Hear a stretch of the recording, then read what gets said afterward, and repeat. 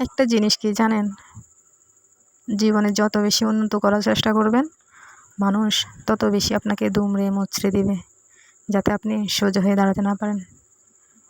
এইটা আসলে ভাগ্য না নিয়তি সেটাও আমি জানি না, তবে নিজের জীবন থেকে এটাই আমি রিয়েলাইজ করতে পেরেছি। আপনি যত চাইবেন মানুষের কাছে যাওয়ার জন্য, ততই মানুষ ভাববে হয়তো এটা আপনার দুর্বলতা। একটা কথা সবসময় মাথায় রাখবেন, আপনি যা করবেন শুধু আপনার জন্য। আমার কাজে কে খুশি কে বেজার, কার ভালো লাগলো বা কার খারাপ লাগলো, এটাতে আমার কিচ্ছু যায় আসে না। অনেক তো ভাবা হলো অন্যদের কথা, এখন না হয় একটু নিজের জন্যই ভাবি। এখন আর কারো কথায় গায়ে মাখি না, নিজের যা ভালো লাগে তাই করি। আপনার ভালো না লাগলে আপনি সরে যান। সারা জীবন কি শুধু অন্যের জন্যই ভেবে যাব, নিজের জন্য ভাববো না?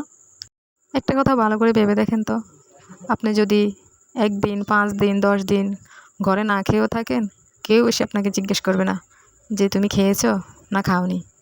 কিন্তু আপনি যদি এর পরেই ভালো কিছু ঘরে রান্না করেন, তার ঘ্রাণ কিন্তু আশেপাশে সবার কাছে চলে যাবে।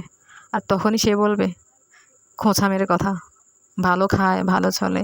আরে বাবা, এতদিন কই ছিলেন যখন না খেয়েও দিন কাটাতে হয়েছিল? দুনিয়াটাই এমন।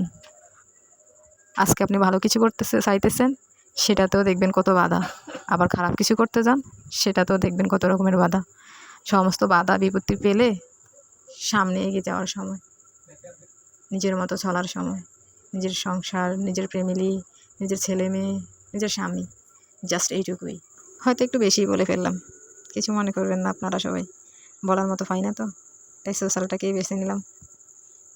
তো কেমন লাগলো আমার কথাগুলো? যদি ভালো লাগে অবশ্যই জানাবেন। খোদা হাফেজ, সবাই ভালো থাকবেন।